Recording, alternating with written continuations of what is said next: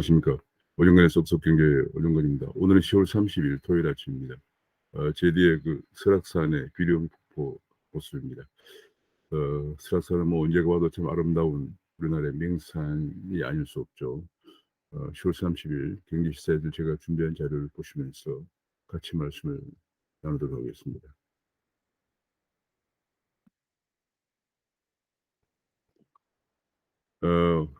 내일 모레 이제 다음 주 월요일부터 그 위드 코로나가 시작이 되는데 결혼식장은 최대 499명 식사도 가능하고 접촉자 격리도 2주에서 10일로 단축한다. 이런 주요 내용이 보도가 되고 있습니다.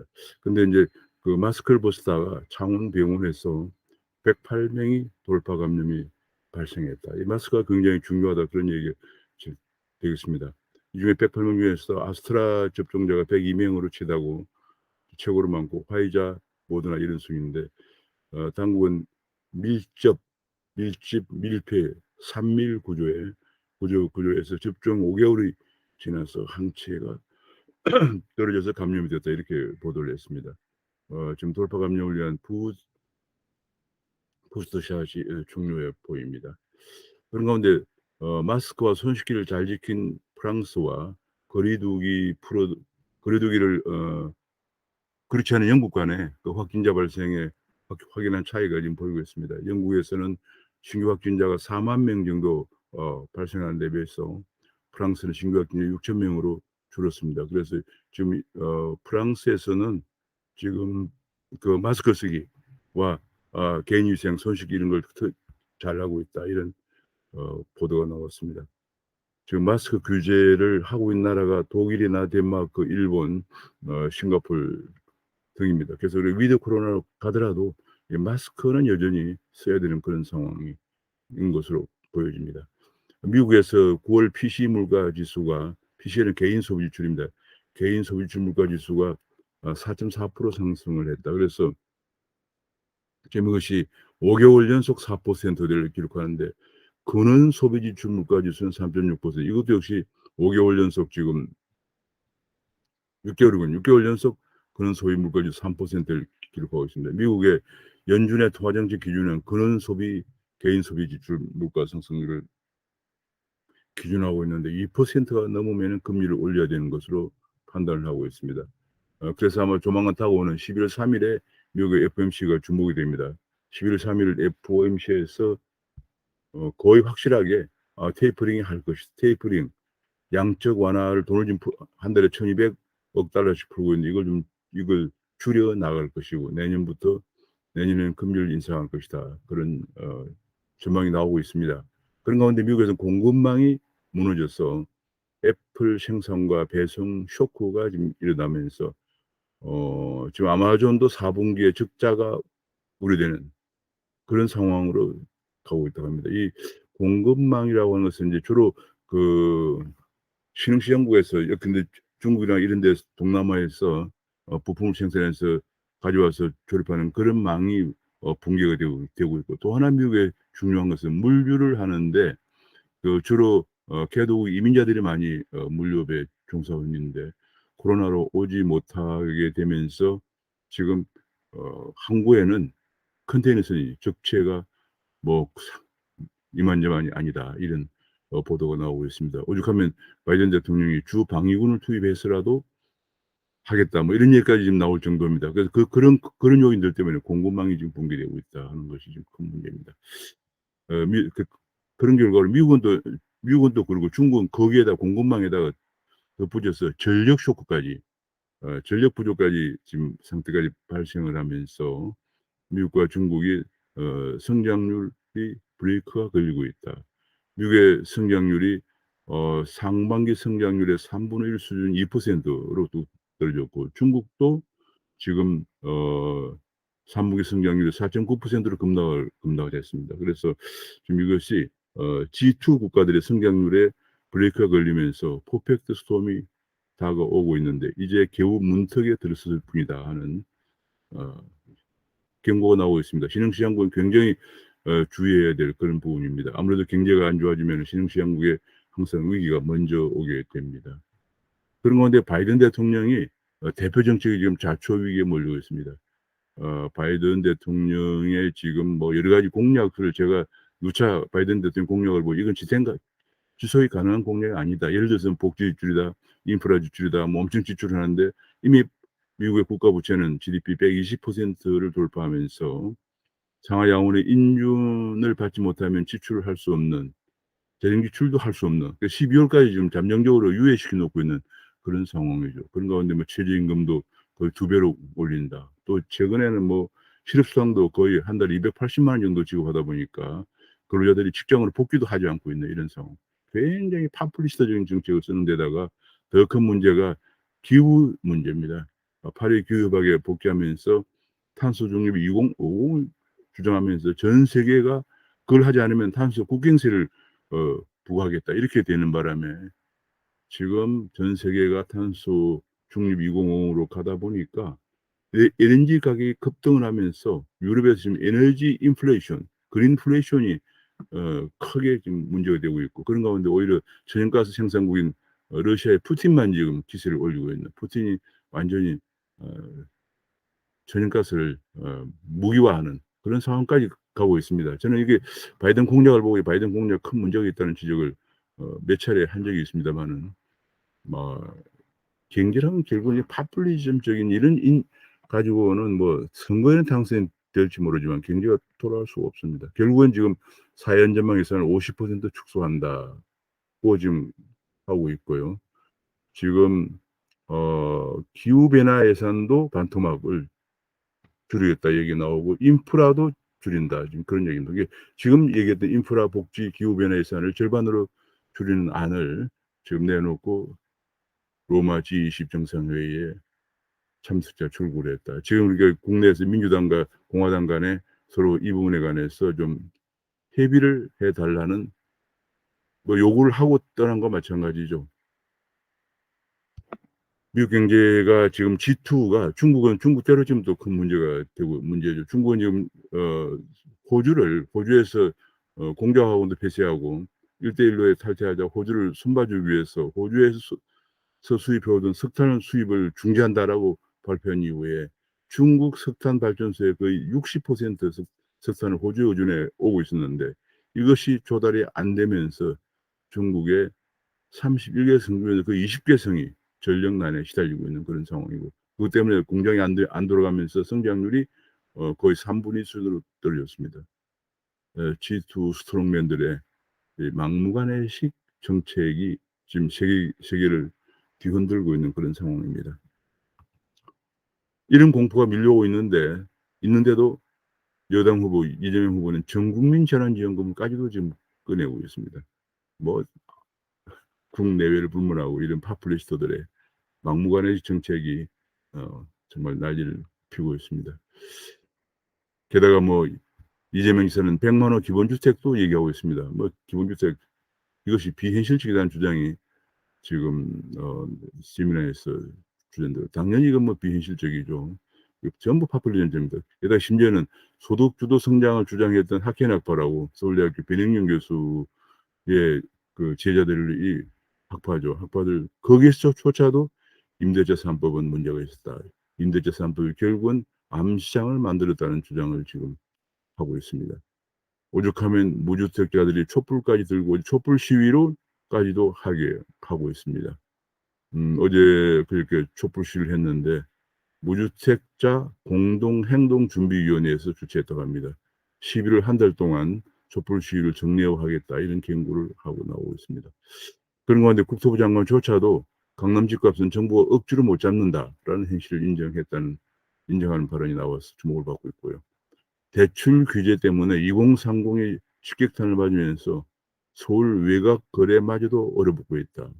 지금 외곽에 도봉구, 강북구, 강서구, 노원구, 뭐 중구 이런 데 거래가 지금 크게 줄고 있습니다. 돈이 없으니까 대출 받지 못하니까 현금이 없으면 집을 사지 못하니까 이런 2030 세대가 뭐 집값이 좀 싼 지역을 찾고 있는데 거기마저 얼어붙고 있다 이런 지적이 나왔습니다. 그런 가운데 대출 규제로 막무가내 대출 규제로 신용대출 금리가 4%를 돌파하고 지금 주담대 금리도 3%를 넘었다는 보도가 나왔습니다.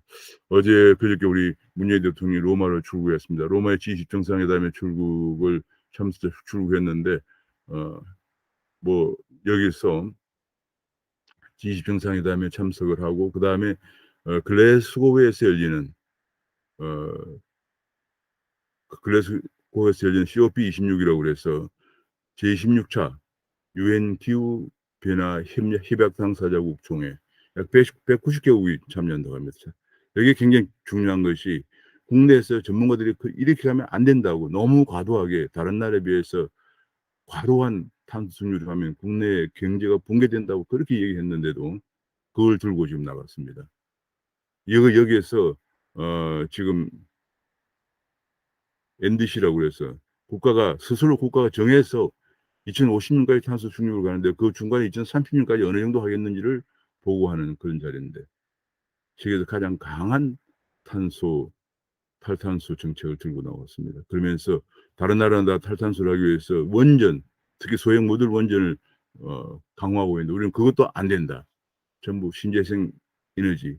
그리고 안 되면 중국이나 지금 중국, 러시아도 전기가 없으면 난리인데 부족해 난리인데 수입하겠다. 이런 오수당토하는 안은 들고 나갔습니다. 국내 전문가들이 그렇게 강곡히 반대하고 했는데도 들고 나간 이유를 저는 정말 알 수가 없습니다. 뭐 한 가지 이유는 오직 환경 카르텔에 태양광 패널을 이런 걸 깔면 보조금을 받는 환경 카르텔에 둘러싸여 있기 때문이다라고 밖에 해석할 수가 없는 그런 상황입니다. 실제로 지난번에 이런 무리한 탄소 중립을 만드는 탄소중립위원회나 탄소중립시민회의 거의 대부분 환경 시민단체가 지배하고 있었습니다.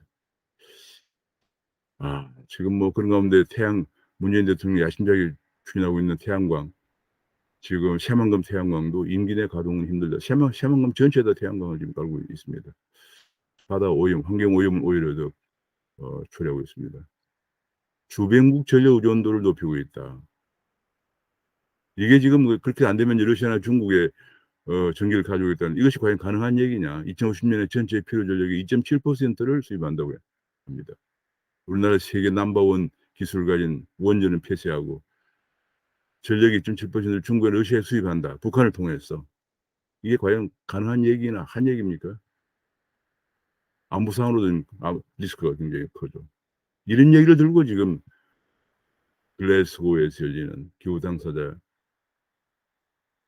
총회에 참석을 하고 있습니다. 참이 뭐 임기 말에도 끝까지 대못을 박습니다. 우리 경제를 붕괴시키는데 대못을 받고 있는 상황입니다. D램 가격이 지금 하락세로 돌아서서 지금 반도체 전망에서 어두운 그림자가 있다는 얘기가 나오고 그런 연유로 해서 코스피가 외국인들이 매물 폭탄이 쏟아지면서 코스피 3천선이 붕괴되었습니다. 한국의 기업의 40%가 이자도 못 내고 있다는 보도가 나왔는데 그리고 미국 경제도 급제동하는데 그래도 문재인 대통령은 마지막 예산안 시정연설에서 자화자찬만 늘어놓았습니다. 스타트업이 세상을 바꾼 전 세계 189조 원의 투자 본물이 일어나고 있습니다. 스타트업. 우리나라는 규제가 너무 많아서 스타트업이 잘 안 되고 있습니다.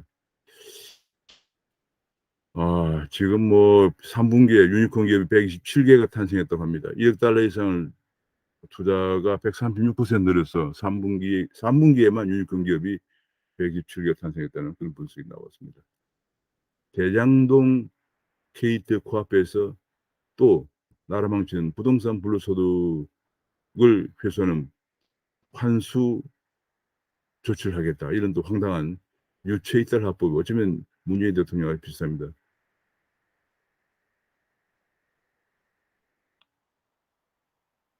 지금 비트코인이 ETF가 지난 10월 18일에 승인이 됐죠. 그 후에도 21일에도 또 다른 비트코인 ETF 21일에 승인이 됐고 계속 앞으로 승인 신청이 지금 쇄도하고 있습니다. 여러 가지 이런 비트코인 아직은 선물 ETF인데 좀 있으면 이제 이렇게 되면 현물 ETF까지 승인되지 않겠느냐 이런 전망이 나오고 있습니다.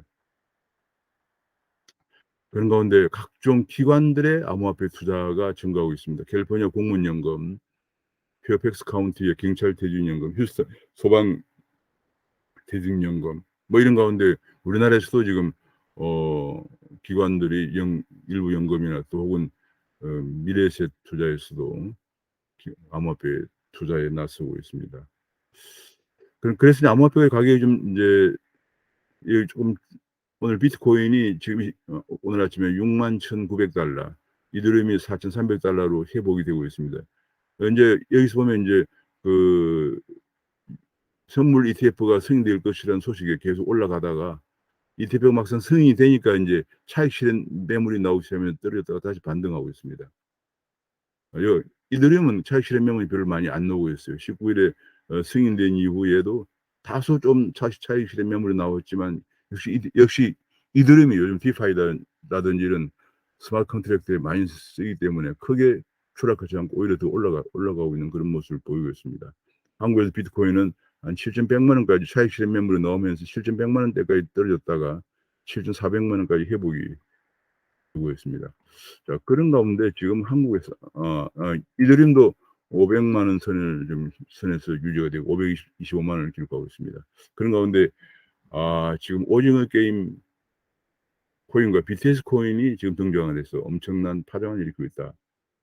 그런 얘기가 나왔습니다. 지금 BTF 오징어 코인은 스퀴드 코인이라고 그래요. 스퀴드 코인 가격이 하루에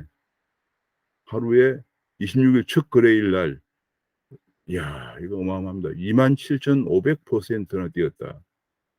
그러니까 27,500%면 이게 뭐 어떻게 됩니까? 어마어마하게 뛰었는데, 게다가 지금 또 뭐 스퀴드, 그와 유사한 스퀴드 게임 토큰, 스퀴드 게임 프로토콜 뭐 등등의 관련 토큰이 5개나 나왔다고 합니다.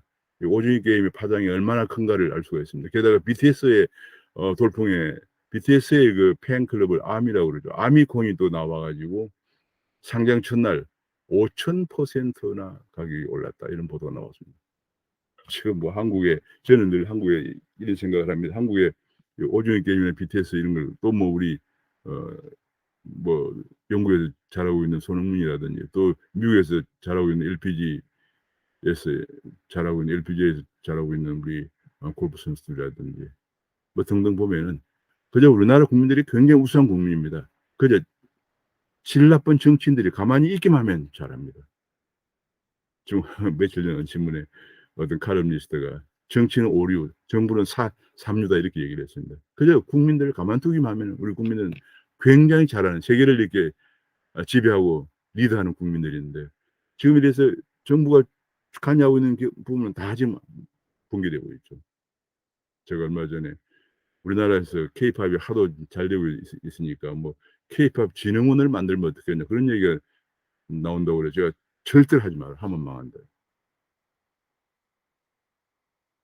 참 그런 것이 우리나라 실정이 좀 안타깝습니다. 어쨌거나 지금 전 세계 오징어 게임이나 BTS 열풍이 얼마나 대단한 걸 좀 보여주고 있는데, 오징어 게임 이 코인, 스퀴드 코인의 심볼도 완전 스퀴드 코인에 오징어 게임에 나왔던 동그라미, 세모, 네모가 등장을 했습니다. 하루에 2,400% 했다, 그런 얘기고요. 지금 오징어 게임이 지구촌 1억 4,200만 가구를 홀려서 대중문화 역사를 다시 썼다, 이런 얘기가 나오고 있습니다. 불평등한 세상과 루저들의 고통이, 외국인들도 바로 내 얘기를 하는데 공감을 하면서 이런 현상이 벌어졌다는 얘기가 나오고요. 지금 한국에서 7080들도 이걸 보기 위해서 넷플릭스 문명, 넷플맹이라고 하면 넷플맹을 넷플릭스 어떻게 보느냐, 탈출하고 있다, 이런 보도까지 나왔습니다. 야, 미국에서는 스퀴드노믹스라고 하는 신조어가 생겼다. 스퀴드노믹스. 대단합니다, 스퀴드. 할로윈 데이를 앞두고 초록 체육복과 핑크 슈트 등 구매가 북새통을 이루고 있다는 얘기가 나오고, 지금 영국이나 파리나 미국에서 스퀴드 게임, 오징어 게임 체험관에서 8,000명, 3,000명이 몰리는 기염을 토하고 있습니다. 그런 가운데 제2의 오겜, 이제 오징어 게임을 오겜이라고, 제2의 오겜을 노리는 디즈니, 애플이 가세해서 11월에 OTT 대전에 또 여러 우리 한국의 K 드라마가 K 컨텐츠가 선을 볼 전망이라는 보도가 나왔습니다. 국제적 위상이, K컬처의 국제적 위상이 높아지면서 컨텐츠 창작자들의 파워가 이제는 세질 것이다. 지금 얼마 전에 오징어 게임은 약 1조 원의 매출을 올렸는데 제작자들이 250억 정도밖에 받지 못했다 이런 얘기가 나오는데 그 제작자들이 사실은 대표 한 사람과 직원 한 사람 2명밖에 없는 회사였다고 합니다. 그러나 이런 대단한 작품을 내놓으면서 앞으로 K 콘텐츠의 K컬처의 창작자들의 파워가 커지면서 이제는 좀 달라지지 않겠느냐 그런 전망이 나오고 있습니다. 지금 메타버스가 얼마나 열풍을 일으키고 있는지 페이스북이 회사 이름을 메타로 바꿨다 합니다. 메타. 지금 이 사진에 주크버그의 본인의 메타버스에 있는 아바타와 대화를 하고 있는 장면이 나왔습니다. 페이스북이 메타로 새 출발한다는 보도가 계속 나옵니다. 그러나 페이북이나 인스타 등 SNS는 그대로 지금 이름을 쓰면서 SNS 부문과 메타버스 부문으로 사업을 분리한다 이런 보도가 나왔습니다. 메타버스의 본질은 고객 창출. 메타버스에 이어서 NFT 열풍이 또 불고 있습니다.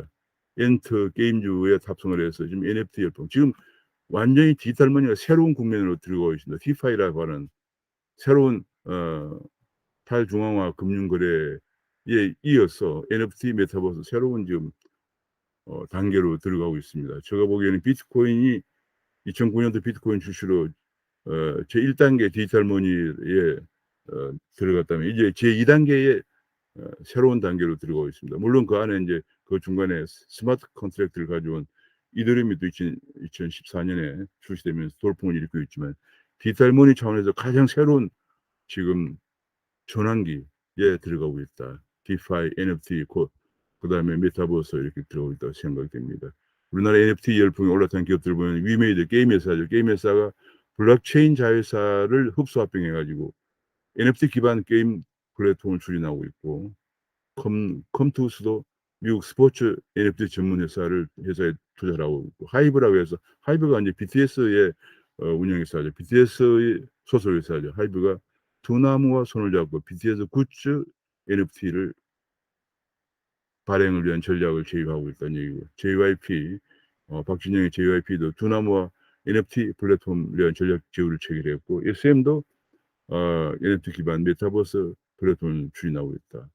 서울 옥션도 두나무와 NFT 사업 MOU를 체결했다는 얘기가 나오고 아프리카 TV도 NFT 마켓 출시를 하고 있다는 얘기가 나왔습니다.